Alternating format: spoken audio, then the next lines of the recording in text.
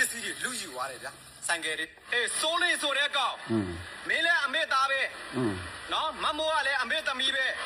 အဲ့တော့ဒီနိုင်ငံရေးကိုလုံနေတဲ့လူတွေကမကောင်းတဲ့လူကိုဖော်ထုတ်နေတာမကောင်းတဲ့လူဖော်ထုတ်ဘောမလို့ခေါ်ထုတ်နေတာဘောမဖော်ထုတ်ဘယ်သူကဘောမလဲပြနေပြီနော်စိုးလေးဆိုတဲ့ကောင်မင်းအားရဒီမမိုးပဲမင်းအပြစ်ပြောနေမမိုးဆဲတယ်ဟုတ်တယ်လေမင်းအပြစ်ပြောနေတယ်နော်ပြောပါဦးပြောလို့မရဘူးမမိုးရုပ်အတိအကျလုံနေတာမမိုးနိုင်ငံရေးလောက်တဲ့လူဆိုအဲ့လိုဘဒုဆက်ဟိုပြောမယ်ကိုလာဆဲလို့ရှိရင်လည်းမအေးနဲ့ဖေးနဲ့ကင်ဆဲလည်းအပြစ်ပြောလို့မရဘူးလား sorry ပါညီလေးအကိုမသိလို့ပါနော်အဲ့လိုမှသိအကိုလက်အုပ်ချီပြီးတော့ပြောပါတယ်နော်ဟုတ်ကဲ့မသိလို့နော်နောက်ခါကျဘဒုနိုင်ငံရေးလောက်တဲ့လူဆိုကျွန်တော်ဆဲလဲခံမယ်နော်ဘဒုဆဲလို့ရနော်နိုင်ငံရေးလောက်ဆဲလို့ရနော်မှတ်ထားရဘဒုဆဲလို့ရတယ်အတိအကျလုံနေတာအဆုံးထိသွားနေတာဟုတ်ကဲ့ကျွန်တော်မသိလို့ပါသူထောက်ပို့နေတာထောက်ပို့ကြီးဆိုတာသူတယောက်ပဲရှိတော့တယ်ဟုတ်ကဲ့တယောက်ပဲရှိတော့တယ်မပြောပါဘူးကျွန်တော်မပြောပါပြီးတော့ဟိုလူကိုဗန်းပြဟိုလူပို့တွေတင်ဒီလူပို့တင်ပြီးတော့ဝင်ငွေတွေရှာနေတာမဟုတ်ငါဟိုလူပို့တင်ပြီးတော့ဒီလူပို့တင်ပြီးတော့ဝင်ငွေရှာနေတာအဲ့ဒါမင်းရောမရှာဘူးလားမသိပါဘူးရိုက်ပြီးတော့ဒါမှမဟုတ်ရင်ပစ္စည်းတွေလူယူသွားတယ်နေရတာသူများပို့တင်ဝင်ငွေရှာတာမဟုတ်လားယောက်ျားဖြစ်ပြီးယောက်ျားစကားပြောစမ်းပါတင်ပြီးတော့ဝင်ငွေတွေရှာနေတာမဟုတ်ဘူးမင်းရတူတော့နိုင်ငံရေးတစ်ခုပဲသူလုံနေတာနော်မမိုးမင်းပြောစရာမလိုဘူးမမိုးကနည်းနည်းပြောရင်မင်းကများပြောတယ်ဖယားဟာမင်းယောက်ျားမဟုတ်လားမမိုးကနည်းနည်းပြောလို့ရှိရင်ငါများပြောတော့ဖြစ်ရတယ်ဒီမှာရှိတဲ့လူကြီးတဲ့လူတွေအားလုံးသိတယ်နော်မမိုးကတင်တဲ့အပုတ်တိုင်းမှာကျွန်တော်နာမည်မအိမ်နဲ့ကင်ဆဲတဲ့တော်တော်များလာတော့မှမမိုးခင်ဗျားများနေပြီနော်ခင်ဗျားဘာဖြစ်လို့အဲ့လိုမျိုးလိုက်ဆဲနေတာလဲပြီးလို့ရှိရင်ခင်ဗျားကျွန်တော်တို့ဆဲမယ်စားခင်ဗျားအမှဘောမတွေခင်ဗျားကိုဆဲနေတယ်ခင်ဗျားသွားဆဲပါလားကျွန်တော်ဒါပဲပြောတာရှိတယ်နော်အဲ့ဒီထဲမှာကြည့်လိုက်ကျွန်တော်တင်ထားတဲ့အပုတ်ထဲမှာမမိုးအကြောင်းပါတော့တယ်မမိုးရဲ့အကောက်ထဲမှာကျွန်တော်အကြောင်းပါတာနဲ့ဘယ်သူများလဲနော်တကယ်လို့မင်းတတိရှိလို့ရှိရင်ယောက်ျားဆိုလို့ရှိရင်လောင်းမယ်တကယ်လို့ငါတင်ထားတဲ့ပို့ထဲမှာမမိုးအကြောင်းနဲ့မမိုးတင်ထားတဲ့ပို့ထဲမှာငါအကြောင်းနဲ့ဘယ်သူများလဲတကယ်လို့ငါတင်တဲ့ပို့ကများတယ်ဆိုရင်ငါကိုစီးတကယ်လို့မမိုးတင်တဲ့ပို့ထဲမှာငါအကြောင်းကပုံများတယ်ဆိုမင်းမျက်နှာကိုစီးတဲ့ဖဏနဲ့ပါရမယ်ဘလို့လဲယောက်ျားဆိုတာယောက်ျားစကားပြောတယ်မင်းမလို့မင်းမရမပြောပါဘူးကဲဆက်ပြောတတိရှင်လောင်းလိုက်မင်းကများပြောတယ်မင်းမပြီးတော့ဘူးမင်းမမိုးကနည်းနည်းပြောရင်ကျွန်တော်ကများပြောတယ်တဲ့လူတွေမသိသေးဘူးနော်အကုန်လုံးဒီမှာရှိတယ်နော်မမိုးဒီလောက်နေ့တိုင်းညတိုင်းကျွန်တော်ကိုဆဲနေတာကျွန်တော်တီးခတ်နေမပြောဘူးနော်၄၅ဘုတ်တစ်ခါဆဲတယ်တီးမခံနိုင်တော့ဘာဖြစ်လို့ကျွန်တော်ဒီလောက်တောင်ဆဲနေရလဲမမို့ကျွန်တော်ကဘာတွေများလှုပ်ထားလို့လဲလို့နော်ကျွန်တော်ပြောခဲ့တာပဲရှိတယ်နော်မင်းညတော့တော်တော်တရားလွန်နေဆဲတာဒီမှာ၄၅၆ပုတ်ဆဲတယ်နော်မသိမမို့ကနည်းနည်းပြောကျွန်တော်မများပြောပြီးတော့ကျွန်တော်ကဟွာပြောတယ်ဘ누구ကနေလဲဘ누구ကများလဲငါပြောတာရှင်းလေးငါတင်တာမမို့တင်တာထက်နဲ့များလို့ရှိရင်ငါမျက်နှာကိုဖဏနဲ့ပါရည်လို့တကယ်လို့မမို့တင်တာငါတင်တာထက်ထက်ဝက်များမင်းမျက်နှာကိုဖဏနဲ့ပါရရမှာပြောဟဲ့ငါယောက်ျားစကားပြောမင်းမလို့မင်းမပြောနဲ့လို့မင်းပြောစမ်းဘာပြောဦးမလဲမင်းထင်နေလားစိုးလေးဆိုတဲ့အောက်တန်းစားကောင်းငါအောက်တန်းစားဟုတ်လားငါအောက်တန်းစားမင်းကတော့အထက်တန်းစားပေါ့တစ်ချိန်တော့ရဲ့ဘောမင်းလာမဘူးတယ်မဟုတ်လားငါပြောလိုက်မင်းမျက်နှာငါမြင်ဘူးတယ်လို့ကြည်နေတာမင်းငါ48မှနေတော့ကလေမင်းဘန်ကောင်းမတက်ခင်တော့ငါးစီကိုလာပြီးတော့ကိုကျွန်တော်တွေ့ဘူးကျွန်တော်အခုအရင်လေးစားတယ်ဘာညာတယ်အဲ့ဒီတည်းမင်းစောက်ခွက်ကိုကြည့်ပြီးတော့မင်းစောက်ခွက်ကယောက်ျားတံမဲနဲ့နော်ဒါအောက်တန်းကြားမဲ့မျက်ခွက်ဆိုပြီးငါမင်းကိုစောက်ခွက်မလုပ်မင်းသိပါတယ်နော်နောက်မင်းဘန်ကောင်းရောက်လာငါ့ကိုဖုန်းလေးပါလဲဆက်အကိုပါဖြစ်တဲ့ညာဖြစ်မင်းကစောက်ခွက်မလုပ်ဘာဖြစ်လို့ဆိုတော့ယောက်ျားဆိုတာယောက်ျားလို့ပြောရတယ်ကွာမင်းကဒီထဲမှာပြောတာလူတွေအများကြီးကမသေးသေးဘူးနော်လူတွေအများကြီးမသေးသေးဘူးဘသူကဘလောက်ထိလွန်ပြီးဘသူကဘလို့အရင်မိုက်ရိုင်းလို့ तू ၄၅ပုတ်လောက်တင်မှာငါတပုတ်လောက်ပဲတင်တာမခံနိုင်တဲ့အစုံမှာငါတပုတ်လောက်ပဲတင်တာအဲ့ဒီမှာတော့မပြောပါဘူးတာပဲမဟုတ်ဘူးလားအဲ့လေအမေလာပါဖြစ်လားအမေသမီးတွေအချင်းချင်းဒီတော်လန်ရုပ်ကိုအတူတူလုပ်နေတဲ့လူအချင်းချင်းမင်းနာရင်နိုင်ငံရေးကိုလုပ်တဲ့လူအချင်းချင်းဘက်ကိုမင်းနာရမယ်နင်းမလဲမင်းကဆိုပြမင်းရောအဲ့ဒီပုတုဘက်ကအစနာပြီးတယ်မဟုတ်ဘူးလားမင်းရောပုတုဘက်အစဘက်ကပုတုကဘာဖြစ်တယ်ညာဖြစ်တယ်နာတယ်ဆိုတာကမင်းနာရအောင်မင်းဟိုကသူ့ဆဲနေတာမဟုတ်ဘူးငါသူ့ဘက်ကသွားနာရအောင်ဟိုကသွားသူအေးစိနေတာ तू ကလိုက်ဆဲနေတာမင်းသိလားမင်းဘာစကားကိုဘလို့တွေပြောနေတာမင်းယောက်ျားမဟုတ်လားယောက်ျားဆိုပြီးသားပြောအခုကြည့်နေတဲ့ညီကိုမောင်တို့ကအုံနောက်ရှိစဉ်းစားကျွန်တော်သူများဘက်ကိုတနာတယ်ပြောအောင်သူ့ဘက်ကိုမတ်မိုးဘက်ကိုတနာတယ်မတ်မိုးဟိုကဆဲနေတာလားဟိုကဆဲနေတမျိုးပေါ့ငါတို့တော်လိုင်းဘက်တော့မင်းဘာလို့ဆဲလဲတူကြီးကလိုက်ဆဲနေတာလူတိုင်းကိုဘယ်သူမှသူ့ကိုပြန်မဆဲဘူးအဲ့ဒါကိုဒီကောင်စကားကိုဘလောင်းမလဲနဲ့ယောက်ျားဖြစ်ပြီးတော့ဟောပါတာလည်းမလို့ဆဲနေတယ်ဆိုတော့မင်းလည်းတီးခံပေးလိုက်ကွာနည်းနည်းမဟုတ်အများကြီးတီးခံထားတယ်မင်းသားလဲလားမင်းမေကနေတိုင်းဆဲနေတာမအေးနဲ့ကြိုင်တနေ့2ပုတ်လောက်3ပုတ်တက်ဆဲနေတာငါမပြောဘဲနဲ့ကြည့်နေတာငါ2ရက်3ရက်လောက်တခြားနာမှာလာပြီးပို့တာငါ့ကိုနဲတာမဟုတ်ဘူးနော်အောက်ထုတ်ဆောင်ပြီးဆဲလိုက်ထိုင်ကုန်ကိုထိုင်ပြီးဆဲလိုက် WhatsApp နဲ့ဆဲလိုက်ဟိုဟာနဲ့ဆဲလိုက်ဒီဟာနဲ့ဆဲလိုက်သိလားမင်းအဲ့ဒါမင်းယောက်ျားဖြစ်ပြီးတော့စကားဘလောင်းမလဲမပြောနဲ့ပြောပေးလိုက်ကွာနော်မမိုးကနိုင်ငံရေးကိုအတိအကျသူလုံနေတာသူတရားပဲလို့တော့ကျွန်တော်လို့မလုပ်မမိုးအကြောင်းပြရင်မမိုးပဲမင်းဖိဆဲနေတာနေ နေမင်းမတ်မိုးအကြောင်းပြပြီးမတ်မိုးဖိစေဟဲ့မတ်မိုးငါဆဲထားတဲ့နော်ဖိနဲ့တိုင်တုတ်ထားတဲ့ဆဲထားတဲ့ဗီဒီယိုဖိုင်တစ်ဖိုင်ရှိမင်းကထုတ်ပြနော်မတ်မိုးငါဆဲထားတဲ့ဗီဒီယိုဖိုင်တစ်ဖိုင်ရှိထုတ်ပြဘလောင်းမလေးနဲ့ကွာယောက်ျားကြီးဖြစ်ပြီးအကောင်မြင်တော့ကြီးအကောင်ယောက်ျားလားဟဲ့ငါမဲမတ်မိုးဆဲတာငါဗီဒီယိုဖိုင်နဲ့အကုန်ရှိမတ်မိုးငါဖိနဲ့တိုင်တုတ်ထားတဲ့မတ်မိုးငါနဲ့တိုင်တုတ်ထားတဲ့နော်အလိုးတွေအညောက်တွေတခုပါတဲ့ဗီဒီယိုဖိုင်တစ်ဖိုင်ချင်းမင်းပြောမင်းမတ်မိုးထိုင်ဆဲတာငါဘယ်မှာဆဲလဲပြေ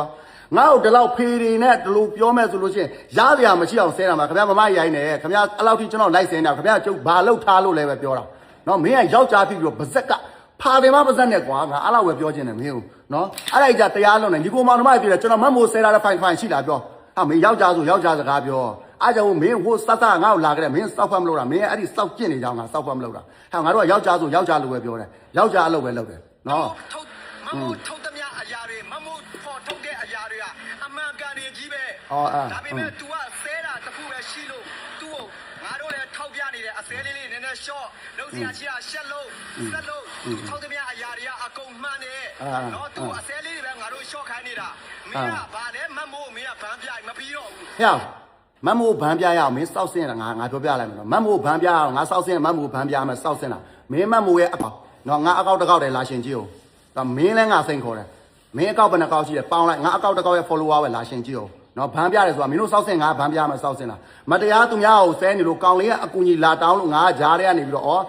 ့မကောင်းပါဘူးလေသူများဟိုပြောမှဆိုလို့ရှိရင်ငါဂျားတဲ့ကနေမတ်မိုးထင်မာနေပြီတင်တယ်ဒီကောင်လေးကတော့ဒီလိုမဟုတ်ဘူးနော်ငါပြောတဲ့ဗီဒီယိုအခုတည်းရှိတယ်နော်မင်းစောက်လုံးပန်သွားကြည့်နော်ဒီလိုမဟုတ်ထင်တယ်မတ်မိုးထင်မာနေပြီကောင်လေးဒီလိုမဟုတ်ပါသူကသူအေးစံပရိုက်တာလုပ်တဲ့ကောင်လေးပါဆိုပြီးငါပြောတာမင်းတို့စောက်စင်းတွေငါအတန်းရှင်းရှာစရာလားလို့မင်းကွာမသိလို့ရှိရင် follower 4,000 5,000 3,000လောက်ရှိတဲ့ကောင်လို့မင်းပြောလို့ရှိရင်တမျိုး follower 1 million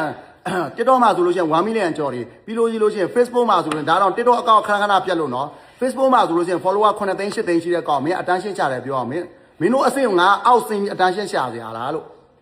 တောက်ပေါ်ကအတန်းရှင်းကိုရှာနေတာဘိုးဝါးနေနဲ့မင်းလက်ဖြစ်အောင်မင်းလုပ်နေတာဟောလုံးနေရမလုပ်နေဘူး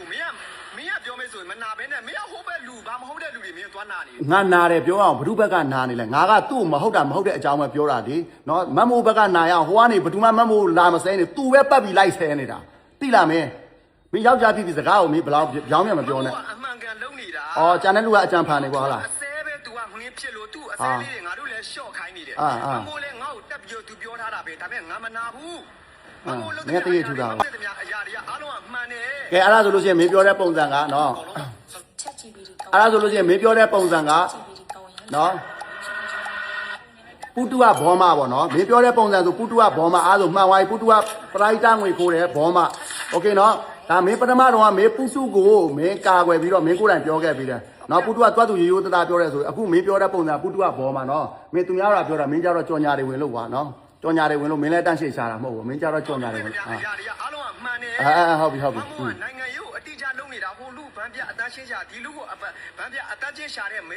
ိမမျိုးမဟုတ်ဘူးမိမယုံမျိုးမဟုတ်ဘူးမမိုးလုပ်နေတာမှန်နေတယ်မင်းကမမိုးလေးမဆဲနဲ့ဆဲလိုက်တာနဲ့မင်းကမမိုးကိုပဲမင်းကပြောပြီးထောက်ပြီးတော့မပြီးတော့ဘူးမင်းကိုတင်နေမပြီးတော့ဆိုတော့မင်းအမေရောပြီးလားလို့ငါတင်တယ်ဆိုတာ तू 4-5 ဘုတ်လောက်တင်မှငါမခံနိုင်မှငါတစ်ဘုတ်လောက်တက်ပြီးပြောတာပဲရှိတယ်ငါပြောစင်တာမင်းတို့ကောင်းနေရလေကိုမြက်ချီကြတော့ကိုမြင်သူများကိုစောက်ပြစ်လိုက်ပြောဖို့ဆိုငါ့ကိုမတားတရားဆဲနေလို့ငါကောင်းငါကပြန်ပြီးတော့တင်တာမဟုတ်ကျွန်တော်တို့ဆဲမစားခင်ဗျားတို့ဆဲနေဒီလိုလူမျိုးတွေလိုက်ဆဲပါလားနော် तू 4-5 ဘုတ်လောက်တင်မှငါတစ်ဘုတ်တင်တယ် तू 2 ဘုတ် 3 ဘုတ်လောက်တင်မှငါနေပြီးတော့တင်တဲ့ခါတော့ငါဆဲပြီးတော့မတင်တော့ကောင်းမတင်တာလေမင်းတို့ကောင်းနေလေဟိုပြောတစ်ဖက်ပိတ်တယ်ဆိုတာတကယ်မှန်တယ်သိလားမင်းတစ်ဖက်မပိတ်နဲ့ငါပြောတာရှင်းရှင်းလေးလူဆိုတာနှစ်ဖက်လုံးဖွင့်ရတယ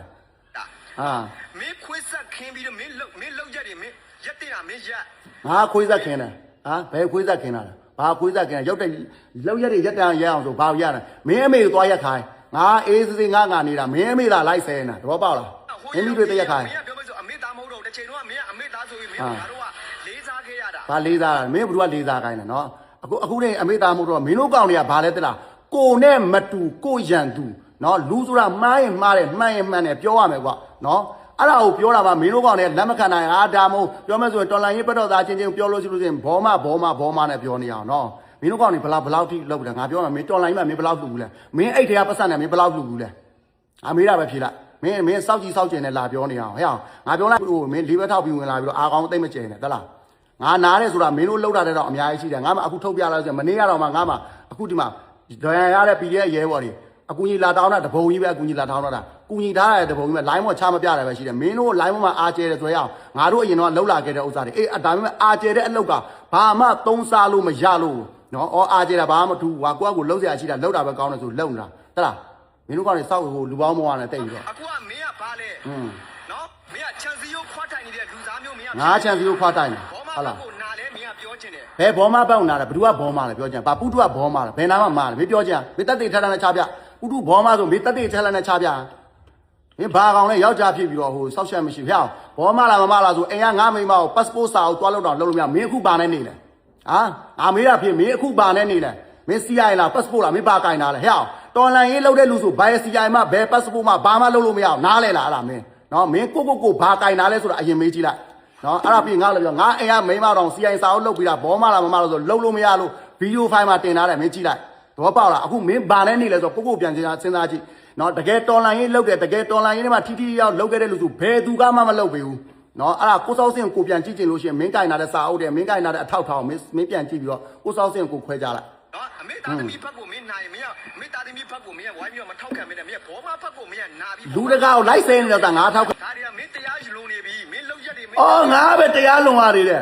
ဆဲတဲ့လူကတရားမလုံပဲခံတဲ့လူကတရားလုံတယ်ကြား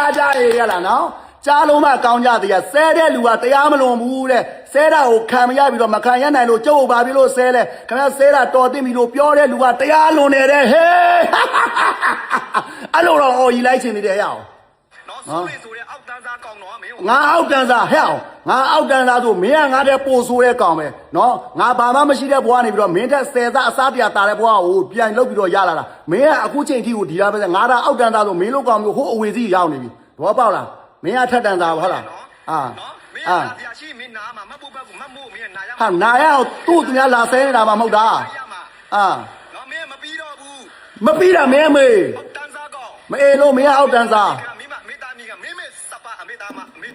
ကိုမေကိုလိုအမေတာမိခံတာမဟုတ်မင်းမေလိုမဲ့ကောင်သဘောပေါက်လားငါလိုမှသာငါမမိုက်ရိုင်းကျင်လို့ရှင်းတာကြိုင်မင်းတို့ငါဆဲတယ်ဘာလို့ဆိုတော့မင်းလိုမလောက်လေမလောက်စားငမြောင်းငချောက်ကောင်ငါလိုကောင်မျိုးလူပေါင်းလာပါမင်းဘာစောက်စင်ရှိလို့လဲနော်မင်းကငါ့ကိုမြမအေးဒီပါနဲ့ကင်ဆယ်ငါလိုမှသာနော်မင်းစောက်ခွက်ကိုငါအရင်တည်းကကြည့်မရလို့မင်းငါ့ကိုလီလာစောက်ကြရမင်းကငါစောက်ဖတ်မလုပ်တာငါပြောတာရှင်းရှင်းလေးမင်းမဲဟိုထိုင်းမှာပဲနေတော့လားနော်မင်းမဲစောက်စင်လာကြလားယောက်ျားချင်းဟဲ့မဲနာဒက်ချင်းမကျင်တတ်တာပြောတယောက်ချင်းထိုးလဲရရင်နော်ငါစိန်ခေါ်တာမင်းကို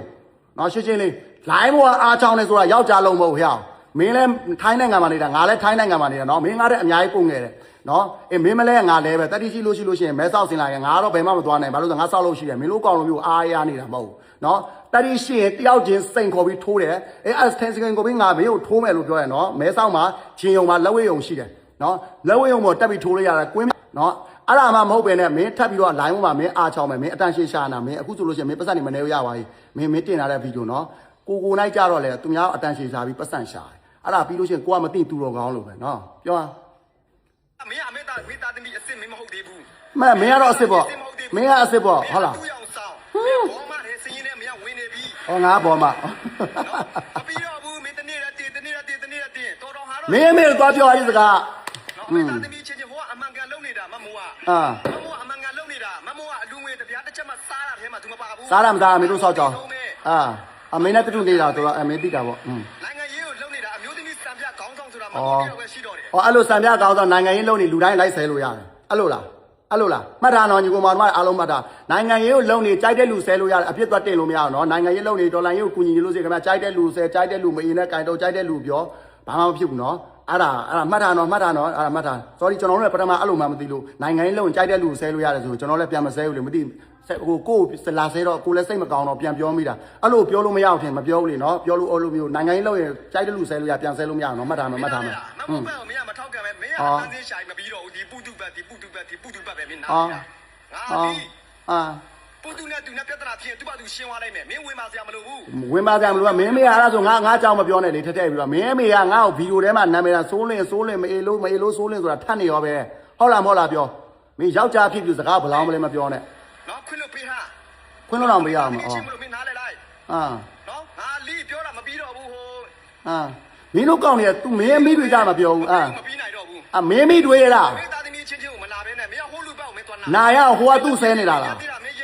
းမှန်တယ်ဗါဖြစ်လားနိုင်ငံရေးဗန်းပြပြီးလှုပ်ရှားနေတဲ့ကောင်မမျိုးမဟုတ်ဘူးအေးလုံးရက်ကအမှန်ကန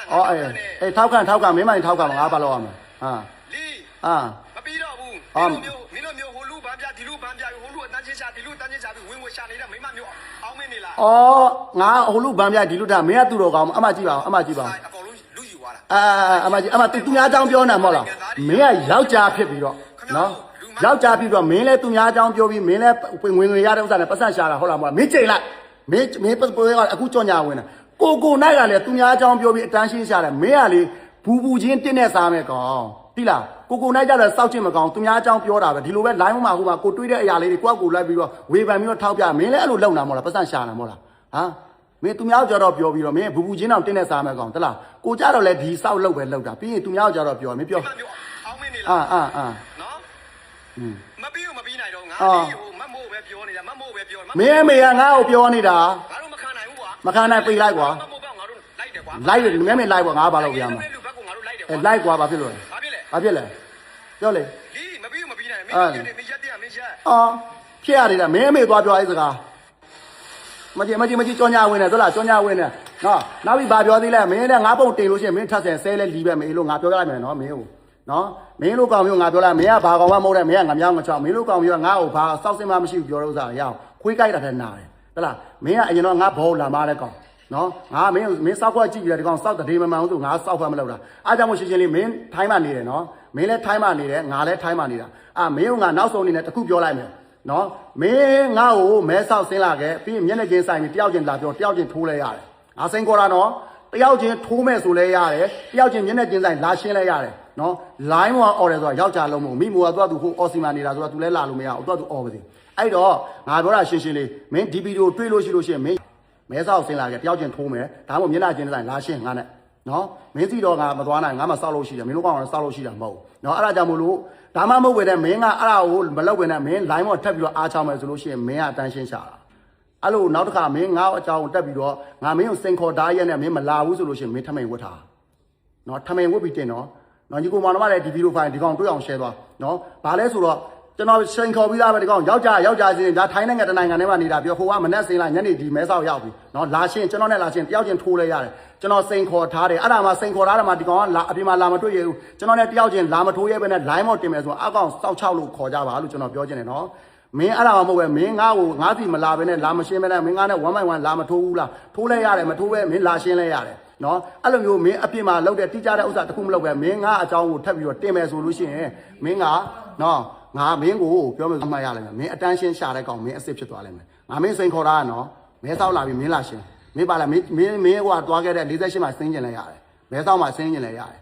နော်တယောက်ချင်းထိုးကျင်လဲရတယ်မင်းကစိန်ခေါ်ပြီးသားနော်အဲ့ဒါကိုမှမင်းကထပ်ပြီးတော့ line မို့မင်းထပ်တင်အောင်မဲ့ဆိုတော့မင်းကစောက်ချောက်လို့တတ်မှတ်ရလိမ့်မယ်ဘောပေါက်လားနော်မင်းတို့ကောင်တွေကစကားပြောတဲ့ဥစ္စာတွေလေဟာလီကိုပြောကိုမှန်နေသလားအောက်တန်သိမ့်မကြနဲ့